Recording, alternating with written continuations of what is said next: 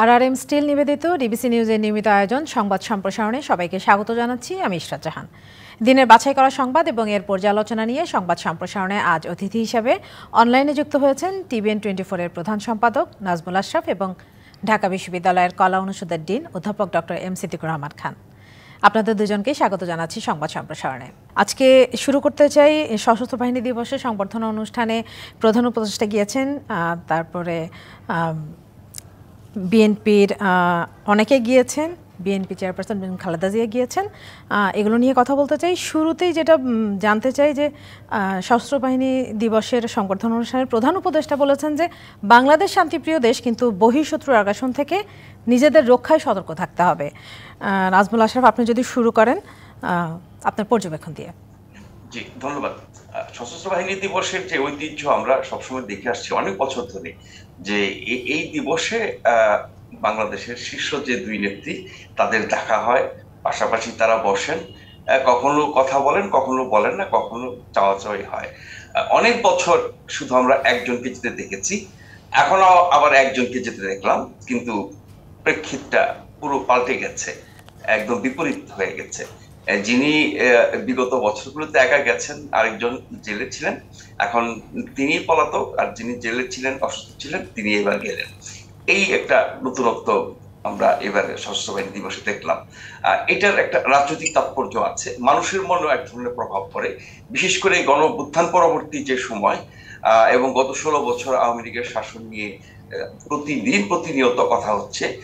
আগামীতে এই দলের রাজনীতি, জনসমর্থন, নির্বাচন কি হবে, নেতৃত্ব, এগুলো সবই অনিশ্চিত। কিন্তু এই বদলে যাওয়া প্রেক্ষাপটে এই ঘটনার একটা অন্যরকম তাৎপর্য আছে, যেমনটা মন্তব্য করছেন বিএনপি মহাসচিব। কিন্তু সশস্ত্র বাহিনী দিবসের প্রধান উপদেষ্টার বক্তব্যে শুধু একটা অংশ নিয়ে আমি বলবো, অন্যান্য বক্তব্য এগুলো মানে আনুষ্ঠানিক বক্তব্য, প্রতি বছর একই রকমের হয়তো বলা হয়। এবারও বলা হয়েছে আমাদের সশস্ত্র বাহিনীর ভূমিকা কি হবে, আমাদের সার্বভৌমত্ব রক্ষা করা ইত্যাদি, বহিঃশত্রু আক্রমণ রক্ষা করা, এগুলোই তো সশস্ত্র বাহিনীর কাজ। আমরা ওরকম কোনো পরিস্থিতিতে পড়ি নাই 71-এর পর থেকে। তারপরও আমাদের সীমান্ত কেন্দ্রিক কিছু সমস্যা বিভিন্ন সময় হয়েছে, বিশেষ করে সাম্প্রতিককালে মিয়ানমারের সাথে আমাদের খুব বড় ধরনের সংকট হয়েছে। ভারতের সাথে আমাদের সংকট তো লেগেই আছে। সেসব জায়গায় আমাদের সেনাবাহিনী সরাসরি ভূমিকাটা নেয় বিজিবি, সেখানে সেনাবাহিনীর নেতৃত্ব থাকে, কিন্তু আমাদের সেনাবাহিনীকে সরাসরি মানে একদম যুদ্ধ পরিস্থিতির মুখে পড়তে হয় নাই। কিন্তু মিয়ানমারের ঘটনার সময় অনেক সমালোচনা হয়েছে আর কি।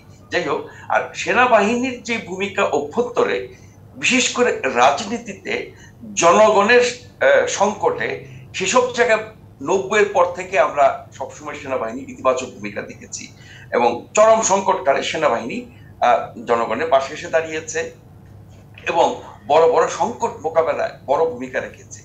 এবারও সেটাই করেছে। এই 24-এর গণ অভ্যুত্থানের পরে সেনাবাহিনীর ভূমিকা, সেই গণ অভ্যুত্থান পরবর্তী সময় থেকে শুরু করে এখন পর্যন্ত মাঠে ময়দানে থেকে তারাই সহায়তা করছে, জনগণের পাশে থাকছে। এটা হচ্ছে তাদের সবচেয়ে বড় ভূমিকা অভ্যন্তরীণ ভাবে। জি, ধন্যবাদ নাজমুল আশরাফ। অধ্যাপক ডক্টর এম সিদ্দিকুর রহমান খান, আপনার কাছেও একই বিষয়ে জানতে চাই, আপনার পর্যবেক্ষণ জানতে চাই। ছোট্ট করে যদি আপনার পর্যবেক্ষণটা বলেন। ধন্যবাদ আপনাকে, এবং আমার সাথে নাজমুল আশরাফ ভাই আছে, তাকে শুভেচ্ছা দর্শকদেরও। এবং একই সাথে আজ 21 নভেম্বর সশস্ত্র বাহিনী দিবস। এই দিবসে আমি বাংলাদেশের যে দেশপ্রেমিক সেনাবাহিনী তাদের প্রতি শুভেচ্ছা জানাচ্ছি। নাজমুল আশরাফ ভাই যেটি বলেছিলেন যে এই বছর আমাদের যে সশস্ত্র বাহিনী দিবস, এটি একটা ভিন্ন প্রেক্ষিতে উদযাপিত হয়েছে। আমরা জানি যে ছাত্র জনতার একটা প্রবল গণ অভ্যুত্থানের মধ্য দিয়ে একটা ফ্যাসিস্ট রেজিমের অবসান হয়েছে এবং একজন চরম কর্তৃত্ববাদী প্রধানমন্ত্রী তার যে পদত্যাগ এবং দেশ থেকে পলায়ন, এর প্রেক্ষাপটে এইবারের দিবসটি উদযাপিত হয়েছে। এবং বাংলাদেশে এই যে চরম কর্তৃত্ববাদী শাসন ব্যবস্থার অবসানের ক্ষেত্রে আমাদের সেনাবাহিনী কিন্তু একটা বিরাট ভূমিকা আছে। আপনি জানেন যে বল প্রয়োগের মাধ্যমে ছাত্র জনতার গণ অভ্যুত্থানকে দমন করার জন্য, সেনাবাহিনীকে ব্যবহার করার জন্য তৎকালীন প্রধানমন্ত্রী স্বৈরশাসক শেখ হাসিনা নানাভাবে চেষ্টা করেছেন, কিন্তু দেশপ্রেমিক সেনাবাহিনী এই সরকারের মানে তল্পিবাহক হিসাবে তারা নিজেদের ব্যবহৃত না হয়ে দেশের মানুষের জন আকাঙ্ক্ষাকে উপলব্ধি করে এই অভ্যুত্থানটিকে সফল করার জন্য তারা সহযোগিতা করেছে। এবং সেনাবাহিনী কোন রকমের চাপের কাছে নতি স্বীকার না করে জনগণের পাশে এসে দাঁড়িয়েছে, ফলে কিন্তু এই আন্দোলনটা চূড়ান্ত সফল হয়েছিল। তো সেই আন্দোলনের চূড়ান্ত ফসল হিসাবে যে অন্তর্বর্তীকালীন সরকার, বর্তমানে ডক্টর মোহাম্মদ ইব্রাহিমের ইউনূসের নেতৃত্বে যে সরকার, সেই সরকারের শাসনামলে এটি আজকে প্রথম সশস্ত্র বাহিনী দিবস, এবং সেই দিবসটি আজকে যথাযোগ্য মর্যাদায় উদযাপিত হয়েছে। এবং নাজমুল আশরাফ ভাই যেরকমটা বলেছেন, আমিও বলছি যে এটার প্রেক্ষিতটা যেরকম ভিন্ন, চিত্রটাও একটা ভিন্ন।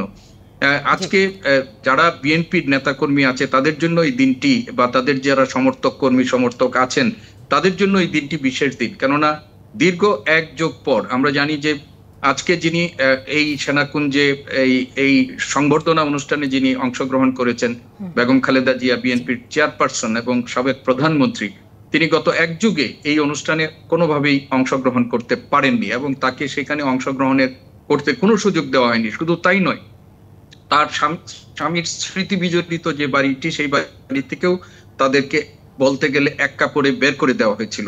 এবং ইতিহাস যে কত নির্মম, এইটার আবারও প্রতিফলন আমরা দেখলাম। যাকে এত অপমান করে বের করে দেওয়া হয়েছিল, তিনি আজকে আপনাদের সংবাদেই বলা হয়েছে যে বিজয়ীর বেশে তিনি সেখানে প্রবেশ করেছেন, এবং যিনি এই কাজটি করেছিলেন তিনি শুধুমাত্র সরকার থেকে তিনি বিতাড়িত হন নাই, দেশ থেকেও তিনি বিতাড়িত হয়েছেন। তো আজকের যেটি আমাদের ডক্টর মোহাম্মদ ইউনূস যেটি বলেছেন, সেইটা খুবই তাৎপর্যপূর্ণ। আমরা জানি যে আমরা শান্তিপূর্ণ, আমরা কোনো অবস্থাতেই কারো উস্কানিতে আমরা পা দেই না, আমাদের সেনাবাহিনী সেই কাজটি করে না আমাদের। কিন্তু আপনি জানেন যে এই সরকারের পতনের পর আমাদের প্রতিবেশী দেশ ভারতের প্রতিরক্ষা মন্ত্রীরও একটা বক্তব্য, যেগুলো এক ধরনের উস্কানি ছিল। মিয়ানমারের পক্ষ থেকে নানা সময় আমাদের উস্কানি এসেছে। ফলে আমরা শান্তিপূর্ণ থাকলেও আমাদের যে ঝুঁকিমুক্ত সেটা না, সেই কথাটি আজকে আমাদেরকে ডক্টর মোহাম্মদ ইউনূস সেটি স্মরণ করিয়ে দিয়েছেন এবং সেনাবাহিনীকে সতর্ক থাকার জন্য বলেছেন। জি, নাজমুল সাহেব, আপনার কাছে একটু জানতে চাই, ডক্টর সিদ্দিকুর রহমান খান বলেছেন, আজকে বিএনপি মহাসচিব কথা বলেছেন, উনি বলেছেন যে বেগম খালেদা জিয়াকে দেয়া সম্মানে গোটা জাতি আনন্দিত। উনি একটা অভিযোগও করেছেন যে পরিকল্পিতভাবে সশস্ত্র বাহিনীর কাছ থেকে বেগম খালেদা জিয়াকে দূরে সরিয়ে রাখা হয়েছে। আপনার পর্যবেক্ষণ জানতে চাই। দেখেন, বাংলাদেশের রাজনীতিতে সেনাবাহিনীর বা সশস্ত্র বাহিনী বা সামরিক বাহিনীর প্রভাব পরোক্ষ এবং প্রত্যক্ষভাবে সবসময় ছিল। কখনো কখনো সেনা অভ্যুত্থানও হয়েছে আমাদের এখানে, আবার কখনো কখনো সেনাবাহিনীর সমর্থনে বড় ধরনের পরিবর্তন বা অভ্যুত্থান বা গণ অভ্যুত্থান হয়েছে। ক্ষমতাসীন যারা, তাদের পেছনে একটা বড় নিয়ামক ভূমিকা সবসময় রাখে সেনাবাহিনী। কখনো নির্বাচনে রেখেছে, কখনো শাসন ব্যবস্থায় রেখেছে, কখনো আন্দোলনে রেখেছে, কখনো অভ্যুত্থান বা পরিবর্তনে রেখেছে। ফলে এটা বাস্তবতা যে কোনো দেশেরই, বাংলাদেশের মতো দেশের জন্য তো বটেই। ফলে ওই শক্তিটা এবং তার যে প্রভাব বাংলাদেশের শাসনে, রাজনীতিতে, আন্দোলনে, এটি তো আমরা বললাম যে 90-এর পর থেকে আমরা ক্রমাগত ইতিবাচকই দেখেছি, এবং সেই ইতিবাচকতা এখন পর্যন্ত তারা ধরে রেখেছে। এবং আমার ধারণা যে এই যে সেনাবাহিনীর যে সুনামটি, এটা বলা যেতে পারে যে 90-এর প্রথম, 90-এর আগে বিভিন্ন সময়ে ভূমিকা নিয়ে অনেক সমালোচনা আছে, বিতর্ক আছে, কিন্তু 90 থেকে শুরু করে এই পর্যন্ত মাঝখানে 6-7 সালে তারা পেছনের থেকে কাজ করেছে। পরোক্ষভাবে বলা হচ্ছিল সেনা সমর্থিত সরকার, কিন্তু সংকটের সুযোগ নিয়ে তারা কখনো রাষ্ট্র ক্ষমতা দখল করে নাই, সংবিধান লঙ্ঘন করে নাই। সেই ধারাবাহিকতাটা 24 পর্যন্ত রক্ষা করা হয়েছে। আমি মনে করি যে এটা তাদের দেশের সাংবিধানিক শাসন এবং গণতান্ত্রিক শাসন এবং জনগণের শাসনের প্রতি সেনাবাহিনীর একটা বড় ধরনের আস্থার জায়গা। জি, ধন্যবাদ নাজমুল সাহেব। আমাদের একটা বিরতির সময় হয়ে গেছে। আরআরএম স্টিল নিবেদিত সংবাদ সম্প্রসারণ একটা বিরতি নিচ্ছি, সঙ্গে থাকুন। বিরতির পর আবারও স্বাগত আরআরএম স্টিল নিবেদিত সংবাদ সম্প্রসারণে। আমার সঙ্গে অনলাইনে যুক্ত আছেন টিবিএন 24-এর প্রধান সম্পাদক নাজমুল আশরাফ এবং ঢাকা বিশ্ববিদ্যালয়ের কলা অনুষদের ডিন অধ্যাপক ডক্টর এম সিদ্দিকুর রহমান খান। আপনাদের দুজনকে আবারও স্বাগত জানাচ্ছি। এবার কথা বলতে চাই নতুন নির্বাচন কমিশন গঠন নিয়ে। কেমন হলো নতুন নির্বাচন কমিশন গঠন, আর যে সাধারণ মানুষের প্রত্যাশা অবাধ সুষ্ঠু নির্বাচন কতটুকু পূরণ করতে পারবে বলে মনে করছেন এই কমিশন? নাজমুল আশরাফ, আপনি যদি শুরু করেন। ধন্যবাদ ইশরাত জাহান। দেখেন, 90-এর গণ অভ্যুত্থানের পরে যে নির্বাচন কমিশনটি গঠিত হয়েছিল, তারা বাংলাদেশের সেরা নির্বাচন উপহার দিয়েছে। তো এবারে গণ অভ্যুত্থান তো আরো অনেক ব্যাপক মাত্রার এবং নানান রকমের প্রত্যাশার জন্ম নিয়েছে। বিশেষ করে 16 বছরের গণতন্ত্রহীনতা, নির্বাচনহীনতার প্রেক্ষিতে এবার যে কমিশন হয়েছে, সেই ব্যক্তিগুলোর মাথায় নিশ্চয়ই সেই বাস্তবতা আছে, এবং তারা এমন নির্বাচন দেবেন যেটি 91 নির্বাচনের ইতিহাসকে ছাড়িয়ে যাবে, এমনটাই আমরা প্রত্যাশা করছি। ফলে এই ব্যক্তিরা যাই বলুক না কেন, কাজের মাধ্যমে সেটার প্রমাণ হবে, এবং আমরা আশা করছি যে তারা সেই কাজটা করে দেখাবে। আর করতে না পারলে জাতির আশাভঙ্গ হবে, দেশের গণতন্ত্র, নির্বাচনী ব্যবস্থা, এই সব কিছু নিয়ে আবার প্রশ্ন উঠবে। ফলে তারা এক ধরনের চাপের মধ্যে থাকবেন এবং ব্যক্তিগুলোর পর্যালোচনা, পর্যবেক্ষণ, তাদের ভূমিকা আমরা এখনই বলতে পারবো না, বাকিটা তাদের কাজের মাধ্যমে প্রমাণিত হবে। তবে আমি একজন নাগরিক হিসেবে এটাই প্রত্যাশা করব যে তারা একটা ঐতিহাসিক নির্বাচন জাতিকে উপহার দেবে। জি, ধন্যবাদ। ডক্টর এম সিদ্দিকুর রহমান খান, প্রধান নির্বাচন কমিশনার একটা কথা বলেছেন যে গত কয়েকটির মতো একতরফা ভোটারবিহীন নির্বাচন করে আগের কমিশনগুলো যে ভুল করেছে সেটার পুনরাবৃত্তি তিনি করতে চান না। আপনার পর্যবেক্ষণ শুনবো। ওনার এই বক্তব্যের উপর আমরা আস্থা রাখতে চাই। বাংলাদেশে এই যে 24-এর মতো গণ অভ্যুত্থানের পরিস্থিতি তৈরি হয়েছিল, এই পরিস্থিতি তৈরিতে আমাদের নির্বাচন কমিশনগুলোরও এক ধরনের ভূমিকা ছিল। যাদের নিয়ে নির্বাচন কমিশন গঠিত হয়েছিল তারা প্রত্যেকেই সম্মানিত ব্যক্তি ছিলেন এবং দায়িত্ব ভার গ্রহণের সময় প্রত্যেকেই আইন অনুযায়ী তাদের স্বাধীনভাবে নির্বাচনী বা সাংবিধানিক দায়িত্ব পালন করবেন এই ধরনের অনেক প্রতিশ্রুতি তারা দিয়েছিলেন। কিন্তু আমরা কার্যক্ষেত্রে তাদের সেই প্রতিশ্রুতির কোনো প্রতিফলন আমরা দেখিনি। ফলে সরকারের ইচ্ছাই তারা দায়িত্ব পালন করেছেন এবং বাংলাদেশের মানুষকে একটা নির্বাচনহীনতার মধ্য দিয়ে তাদের ভোটাধিকার প্রয়োগ থেকে বঞ্চিত করেছেন। ফলে মানুষের মধ্যে যে ক্ষোভ, সেই ক্ষোভের একটা অন্যতম বহিঃপ্রকাশ হচ্ছে 2024 সালের এই গণ অভ্যুত্থান। এবং এই গণ অভ্যুত্থান একটা রক্তস্নাত গণ অভ্যুত্থান, বহু মানুষের প্রাণের বিনিময়, বহু মানুষের জীবনের অনেক কিছু স্যাক্রিফাইসের বিনিময়ে এই অভ্যুত্থান হয়েছে এবং একটা সরকার ক্ষমতায় এসেছে। এবং এই সরকার একটি সার্চ কমিশনের মাধ্যমে, সার্চ কমিটির মাধ্যমে এই নির্বাচন কমিশনটি গঠন করেছে এবং নাসিরউদ্দিনের নেতৃত্বে, জনাব নাসিরউদ্দিনের নেতৃত্বে যে নির্বাচন কমিশন গঠিত হয়েছে এবং তারা আজকে সাংবাদিকদের সাথে যে প্রধান নির্বাচন কমিশনার যে বক্তব্যটা রেখেছেন, আমরা তার উপর আস্থা রাখতে চাই এবং তাদের এই বোধটুকু নিশ্চয়ই কাজ করবে যে এইরকম একটা স্বাভাবিক পরিস্থিতির মধ্য দিয়ে কিন্তু তারা এই দায়িত্বটি গ্রহণ করেননি। অনেক মানুষের আত্মত্যাগের মধ্য দিয়ে তারা ক্ষমতায় ইলেকশন কমিশনের দায়িত্বভার গ্রহণ করেছেন এবং বাংলাদেশের মানুষ আবার এই একই ধরনের ইলেকশন কমিশনের মাধ্যমে প্রহসনের নির্বাচন সেটি নিশ্চয়ই দেখতে চাইবে না।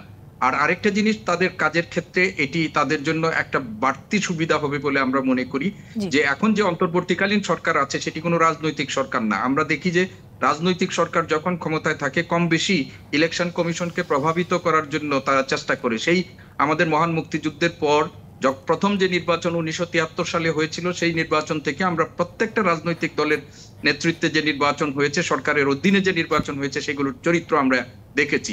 ফলে অতীত থেকে তারা যদি সত্যিকার অর্থে শিক্ষাটা গ্রহণ করেন এবং তারা যদি এই মানুষের প্রত্যাশাটা পূরণের জন্য তারা আন্তরিকভাবে কাজ করেন, তাদের সাংবিধানিক দায়িত্বটি যথাযথভাবে পালন করেন, তাহলে আমরা মনে করি না 2024, 2018, 2014 পুনরাবৃত্তি হবে এবং সেটি তাদের করতেই হবে। এবং এটা তাদের শুধু সাংবিধানিক দায়িত্ব না, তাদের উপর এখন একটা নৈতিক দায়িত্ব, শহীদের রক্তের ঋণ সুদের দায়িত্ব তাদের উপর আছে। ফলে আমরা মনে করি এই ইলেকশন কমিশন তাদের দায়িত্ব, সাংবিধানিক যে দায়িত্বটি যথাযথভাবে তারা পালন করবে। ধন্যবাদ ডক্টর এম সিদ্দিকুর রহমান খান। নবনিযুক্ত সিসি আরেকটা কথা বলেছেন যে ভোটার তালিকা নিয়ে কিছু প্রশ্ন উঠেছে, তো সেক্ষেত্রে এরও সমাধান করতে হবে। নাজমুল আশরাফ, এক্ষেত্রে বেশ কিছু সময় লাগার কথা, আপনার পর্যবেক্ষণ জানতে চাই। ভোটার তালিকা তো সুষ্ঠু নির্বাচনের প্রথম শর্ত। ভোটার তালিকা ঠিক আছে কিনা, সবাই তালিকার মধ্যে আছেন কিনা, যারা ভুয়া ভোটার আছে কিনা, যারা মারা গেছে তার বাদ দেওয়া হয়েছে কিনা। ফলে ভোটার তালিকাটা সঠিক হওয়া, সংশোধন করা, ত্রুটি মুক্ত করা প্রথম কাজ, নিশ্চয়ই সেটা তারা করবেন। আর এখন যে ছবিযুক্ত ভোটার তালিকার যে ব্যবস্থা আছে তাতে করে এই কাজটা করা খুব কঠিন হবে না। কিন্তু ডক্টর সিদ্দিকুর রহমানের সাথে আমি একটা বিষয়ে দ্বিমত পোষণ করছি। গত 3টি নির্বাচন কমিশনে যারা ছিলেন, প্রধান ব্যক্তি এবং অন্যান্য কমিশনার, তারা সম্মানিত ব্যক্তি ছিলেন, এটা আমি মানতে রাজি না। তারা মোটেও সম্মানিত ব্যক্তি ছিলেন না। তারা যে কাজ করেছেন, জঘন্য কাজ করেছেন। তাদের যে আগের পরিচয়, তারা যা কিছু করতেন, সরকারি চাকরি বা বিভিন্ন পেশায় ছিলেন, তারা প্রত্যেকেই কলঙ্কিত ব্যক্তি ছিলেন। এখন দলীয় সরকারের অধীনে নির্বাচন কমিশন ভালো কাজ করতে পারে না, ভালো নির্বাচন করতে পারে না, এটা যেমন বাস্তবতা, ওই মানুষগুলো কি বৈশিষ্ট্য, তারা কি বলেন, তারা কি করেন, তারা কি তামাশা করেন জাতির সাথে, সেই জিনিসগুলো আমরা দেখেছি। ফলে গত 3টি কমিশনে যারা ছিলেন প্রত্যেকেই ঘৃণিত ব্যক্তি হিসাবে ইতিহাসে চিহ্নিত হয়ে থাকবেন। আবার এইবারের কমিশনের কথা আবার আসি, যে প্রত্যাশার কথা আমি এর আগে বললাম, ডক্টর সিদ্দিকুর রহমান বললেন, সেই প্রত্যাশা নিশ্চয়ই তারা পূরণ করবেন। পূরণ না করলে তারাও কিন্তু সেই ঘৃণিত ব্যক্তিদের তালিকায় যাবেন, তবে তাদের যাওয়ার সম্ভাবনা নাই। যেহেতু নির্দলীয় সরকারের অধীনে নির্বাচন হবে, মানুষের প্রত্যাশা আছে, গণ অভ্যুত্থান হয়েছে, সবকিছু মিলিয়ে তারা ভালো নির্বাচন করতে বাধ্য হবে। জি, ধন্যবাদ নজরুল সাহেব। অধ্যাপক ডক্টর এম সিদ্দিকুর রহমান খান, আপনি আমাকে 1 মিনিটের মধ্যে একটু বলবেন যে হচ্ছে একটা প্রশ্ন ছিল যে আগামী নির্বাচনে সব দলের অংশগ্রহণের সুযোগটা থাকবে কিনা, সাংবাদিকদের একটা প্রশ্ন ছিল নতুন নবনিযুক্ত সিইসির কাছে, আর তিনি অপেক্ষা করার পরামর্শ দিয়েছেন। দেখুন, আমরা আসলে কিন্তু বাংলাদেশে একটা নতুন বাস্তবতার মধ্যে আছি। একটা দল, রাজনৈতিক দল, একটা প্রবল গণ অভ্যুত্থানের মধ্য দিয়ে তারা ক্ষমতাচ্যুত হয়েছে এবং প্রধানমন্ত্রী পালিয়ে গেছেন। এবং সেই বাস্তবতায় এই দল ভবিষ্যতে বাংলাদেশের রাজনীতিতে এই দেশের মানুষ তাদেরকে গ্রহণ করবে কিনা, তাদের নির্বাচনের সুযোগ দিবে কিনা, সেটা এখন সময়ই বলে দিবে। এবং বিএনপির মহাসচিব তিনিও কিন্তু বলেছেন যে আওয়ামী লীগ নির্বাচনে আসবে কিনা বা নির্বাচন করতে পারবে কিনা এই দেশের জনগণ সেটা ঠিক করবে। অতীতে আমরা দেখেছি যে আদালতের কাঁধে বন্দুক রেখে সেইটা করার চেষ্টা করা হয়েছে এবং যে সরকার ক্ষমতাচ্যুত হয়েছেন তারাও সেই কাজটি করেছেন। আদালতের মাধ্যমে নিষেধাজ্ঞা অথবা নির্বাচনের কমিশনের মাধ্যমে রাজনৈতিক দলগুলোকে নিবন্ধন না দিয়ে তাদেরকে নির্বাচনের মাঠের বাইরে রাখা হয়েছে। কিন্তু আমরা চাই যে এই ধরনের কোনো অপকৌশলের মাধ্যমে কোনো দলকে মানে নির্বাচন থেকে দূরে রাখা হবে, সেটা করা হবে না। কিন্তু কেউ যদি জনগণ কর্তৃক প্রত্যাখ্যাত হয়ে নির্বাচনে না আসার সুযোগ পায় সেটি ভিন্ন কথা। তো সেই কারণে আমার ধারণা যে আমাদের সিইসি সেটা বলেছেন যে আপনারা একটু অপেক্ষা করুন, এবং সেটা অপেক্ষা করার জন্য আমাদেরও মনে হয় যে সিইসি আজকেই দায়িত্ব মানে নিয়েই বা তিনি নিয়োগপ্রাপ্ত হয়ে এখনো দায়িত্ব নেননি, এখনই এই প্রশ্নের তিনি সুরাহা করতে পারবেন বা উত্তর দিতে পারবেন সেটাও না। আমরা অপেক্ষা করছি, অপেক্ষা করে দেখব। ধন্যবাদ ডক্টর এম সিদ্দিকুর রহমান খান। আমাদের আরেকটা বিরতির সময় হয়ে গেছে। সংবাদ সম্প্রসারণে আরেকটা বিরতি নিচ্ছি, সঙ্গে থাকুন। বিরতির পর আবারও স্বাগত RRM স্টিল নিবেদিত সংবাদ সম্প্রসারণে। অনলাইনে যুক্ত আছেন নাজমুল আশরাফ এবং অধ্যাপক ডক্টর এম সিদ্দিকুর রহমান খান। আপনাদের দুজনকে আবারও স্বাগত জানাচ্ছি। এখন যেটা নিয়ে কথা বলতে চাই, আজকে আমরা জানি যে সবাই যে বেশ কয়েক ঘন্টা ধরে সকালবেলা ব্যাটারি চালিত রিক্সা চালকদের বিক্ষোভে মোটামুটি রাজধানী অচল ছিল। এইটা নিয়ে জানতে চাই যে এত শ্রমিকের কর্মসংস্থান, নতুন করে কর্মসংস্থান কিভাবে হবে? আবার রাজধানী ধরে চালকদের যে বিক্ষোভ ছিল, দিনভর মানুষের ভোগান্তি ছিল, সব মিলিয়ে আপনাদের মতামত শুনতে চাই। নাজমুল আশরাফ, আপনি শুরু করেন যদি। দেখেন, এই অন্তর্বর্তী সরকারের দুর্ভাগ্য হচ্ছে সব মরা এসে তাদের ঘাটে মরছে। এমনিতেই চরম বিরূপ পরিস্থিতিতে তারা দায়িত্ব নিয়েছেন। দায়িত্ব নেওয়ার পর থেকে আর্থ সামাজিক রাজনৈতিক যে বিরূপ পরিস্থিতি সেটা তারা মোকাবেলা করছেন। তার মধ্যে আছে হচ্ছে সংস্কার আর নির্বাচনের চাপ। এর মধ্যে যখন তখন যে না সে খুশি রাস্তায় নেমে যাচ্ছে, আন্দোলন করছে, কোনো কিছু মানছে না, যৌক্তিক অযৌক্তিক সব দাবি নিয়ে তারা চলে আসছে। এই সময়ে এই কাজগুলো করা কতটা গ্রহণযোগ্য সেই প্রশ্ন উঠতে পারে। যতই যৌক্তিক দাবি হোক না কেন, আপনি 16 বছর পারেন নাই, আগামীতে 348 বছর আপনার জন্য রয়ে গেছে, আপনি এখন কেন মাঠে নামছেন, এখন কেন পরিস্থিতি তৈরি করছেন? এখন আসি ব্যাটারিওয়ালাদের কথায়। এখন এই ব্যাটারি রিক্সার সংকটটি তো আজকে তৈরি হয় নাই, গত 3 মাসে তৈরি হয় নাই। এই ব্যাটারি চালিত রিক্সাগুলো কোত্থেকে আসে, কারা তৈরি করে, কারা আমদানি করে, কিভাবে তারা রাস্তায় নামে, এতদিন কিভাবে চলেছে, এগুলো কোনো কিছুই আমরা দেখলাম না। এখন তারা চলছে, আদালত একটা নির্দেশ দিয়েছে হঠাৎ করে বন্ধ করে দেবো, তারা তো খেপবেই।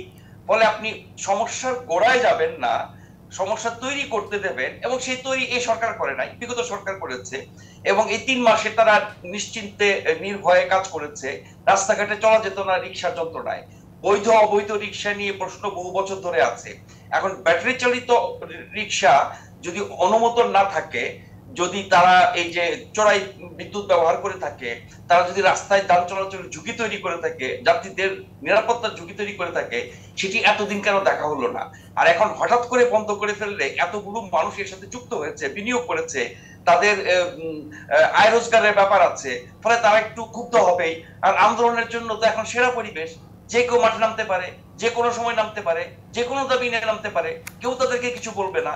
জনগণের 12টা বাজলেও কারো কিছু বলার নাই, তাদের অধিকার, তাদের জীবিকা, তাদের ইত্যাদি বলা হবে। আবার পুলিশ হচ্ছে এখন আধামরা, তারা কিছু করবে না। সেনাবাহিনী এগিয়ে গেলে তারপরে আবার সেনাবাহিনীও বিতর্কিত হবে। এই ঢাকা কলেজ, সিটি কলেজের ঘটনায় সেনাবাহিনী হস্তক্ষেপ করার কারণে ছাত্ররা যেভাবে তাদের সাথে ঝগড়া করেছে, তাদেরকে যাচ্ছে তাই বলেছে, পুলিশকে সাধারণত আন্দোলনকারী এরকমটা করে থাকে। সেনাবাহিনী আমাদের শেষ আশ্রয়স্থল। আমরা শুরুতে সেনাবাহিনী, সামরিক বাহিনীর মাহাত্ম্য, গুরুত্ব এবং ভূমিকা নিয়ে কথা বলছিলাম, কিন্তু তাদেরকে যদি প্রতিদিন মাঠে ঘাটে পুলিশের মতো কাজ করতে হয়, এসব পরিস্থিতি মোকাবেলা করতে হয়, জনগণের মুখোমুখি হতে হয়, তাহলে তাদের প্রতি মানুষের যে আস্থার জায়গাটা, তাদের যে সুনামটা, সেটা ক্ষুণ্ণ হবে। আমার মনে হয় যে এই দিকটা আমাদের দেখা উচিত। পুলিশ বাহিনীকে একেবারে তাদের সঠিক দায়িত্বে ফিরিয়ে আনা উচিত, ফুল ফোর্সে কাজ করা উচিত। জি, ধন্যবাদ নাজমুল আশরাফ। অধ্যাপক ডক্টর এম সিদ্দিকুর রহমান খান, আপনার কাছে জানতে চাই যে এগুলোর তো অনুমোদন নাই, এতদিন পর্যন্ত এগুলো চললো কিভাবে? দেখুন, বাংলাদেশে তো অনেক কিছুই চলেছে, এতদিন পর্যন্ত অনেক কিছুই চলেছে, অনেক কিছুর অনুমোদন ছিল না, অনুমোদনের নামে অনেক ধরনের ব্যাপার চলেছে, অনেকের সিন্ডিকেট ব্যবসা চলেছে, রাজনৈতিক প্রশ্রয়ে সেগুলো চলেছে, এইগুলো একই রকম পন্থায় সেগুলো চলেছে। ব্যাটারি চালিত রিক্সা ঢাকা শহর থেকে এবং মানে মহাসড়ক থেকে উৎখাতের কথা আমরা বহুবার শুনেছি, এবং প্রত্যেকবারই আমরা দেখেছি সরকার কোনো ইনিশিয়েটিভ নিয়ে সেখানে ফেল করেছে। তো এইবার মহামান্য হাইকোর্ট থেকে একটি নির্দেশনা, এখনো সরকার সেই নির্দেশনা বাস্তবায়নের কোনো পদক্ষেপ গ্রহণ করার আগেই এর সাথে যারা জীবন জীবিকা যাদের যুক্ত আছে তারা আজকে যে ধরনের বিক্ষোভ করেছে, এবং ঢাকা শহরে মানুষের যে এমনিতেই প্রতিদিনকার যে নিত্যদিনকার দুর্ভোগ, সেই দুর্ভোগের সাথে যেভাবে তারা আজকে আরো দুর্ভোগটি যুক্ত করেছে। তিতুমির কলেজের শিক্ষার্থীদের আন্দোলনের জন্য আমাদের ট্রেন চলাচল ব্যাহত হয়েছে, ট্রেনের যাত্রীদের উপর আক্রমণ হয়েছে, আজকেও এই যে তারা রেলপথ অবরোধ করে যে আন্দোলন করেছিল সেখানে মানুষের সীমাহীন ভোগান্তি, এটা মানে অবর্ণনীয় একটা ভোগান্তি হয়েছে। এখন নাজমুল আশরাফ ভাই যেটি বলেছিলেন যে আমাদেরও সেই কথা, যে এর সাথে তো অনেক মানুষের জীবন জীবিকা এখন যুক্ত হয়ে গেছে। মাঝপথে হঠাৎ করে এই ধরনের মানে যখন নির্দেশনা আসে তখন তাদের মধ্যে এক ধরনের আতঙ্ক তৈরি হয়, এবং সেই আতঙ্কের ফল হিসাবে তারা এই ধরনের বিক্ষোভ, এবং এই বিক্ষোভের ন্যায্যতা অন্যায্যতা সেগুলো তখন তারা আর বিবেচনা করার সুযোগ থাকে না। আমি মনে করি যে এখানেও এটি হয়েছে যে তারা ন্যায্য অন্যায্যতার বিবেচনার চেয়ে এখানে তারা তাদের আন্দোলনটাকে তাদের জীবন জীবিকার সাথে যেহেতু যুক্ত আছে সেটাকে করার জন্য তারা চেষ্টা করেছে। এখন আমাদের যে বক্তব্যটা হচ্ছে যে আজকে এই যে সংকট, এর সাথে কিন্তু লক্ষ লক্ষ মানুষ এখন যুক্ত হয়ে গেছে, আমদানিকারক থেকে শুরু হয়েছে, যাদের কারণেই হোক না কেন, যেভাবেই হোক না কেন, আস্তে করে মানুষের যদি ঢাকা শহর সহ অন্যান্য জায়গায় যদি শৃঙ্খলা, অর্থাৎ যোগাযোগ ব্যবস্থায় যদি শৃঙ্খলা আনতে হয়, ঢাকা শহরকে যদি আপনি একটা শৃঙ্খলার মধ্যে আনতে হয়, তাহলে অবশ্যই ব্যাটারি চালিত রিক্সাগুলোকে আমাদের মূল সড়কে এটা প্রবেশ করতে দেয়া যাবে না, এবং সেটার জন্য যদি যে ধরনের ব্যবস্থা করতে হয়, তাদেরকে যদি অন্যত্র পুনর্বাসনের ব্যবস্থা যদি করার সুযোগ থাকে সেটা করতে হবে, না হলে ঢাকা শহর এটা অবাসযোগ্য হবে, এবং সেখানে আমাদের সড়ক পথে যে আমাদের দৈনন্দিন দুর্ঘটনা সেটার পরিমাণ বাড়বে। সেইটাকে দিকে লক্ষ্য রেখে তাদের দিকটাও, অর্থাৎ এর সাথে যারা যুক্ত হয়েছে জীবন জীবিকা সাথে যারা যুক্ত হয়েছেন তাদের দিকটাও সহানুভূতির সাথে দেখে একটা মধ্যপন্থা অবলম্বনের মধ্য দিয়ে এই সমস্যাটা সমাধান করা উচিত, এবং যত দ্রুত এই সমস্যাটা, এবং সরকারের পক্ষ থেকেও এটা উদ্যোগ আসা উচিত। হাইকোর্টের নির্দেশটি সরকার কিভাবে কার্যকর করবে বা সেটি ব্যাপারে এই শ্রমিক যারা আছেন তাদের সাথেও একটা আলাপ আলোচনার পদ্ধতি। জি, ধন্যবাদ ডক্টর এম সিদ্দিকুর রহমান খান। নাজমুল সাহেব, আপনার কাছে ছোট্ট আমাকে যদি 1 মিনিটে একটু বলেন ছোট্ট করে, যে এই যে অন্য কোথাও পুনর্বাসন বা নতুন কর্মসংস্থান তৈরি এই বিপুল সংখ্যক শ্রমিকের জন্য বা এর সঙ্গে যারা জড়িত এই ব্যবসার সঙ্গে কিভাবে সম্ভব? না, জীবন জীবিকা অনেক বড় বিষয়। মানুষ তো আগে খেয়ে পরে বেঁচে থাকবে, এমনিতে অর্থনৈতিক দুরবস্থা, দ্রব্যমূল্য, এগুলোর কথা আমরা আগে থেকে জানি। কিন্তু তার মধ্যে যদি কারো আয় রোজগার বন্ধ হয়ে যায়, সে তো আপনার যা খুশি করতে চাইবে, সেটাই স্বাভাবিক।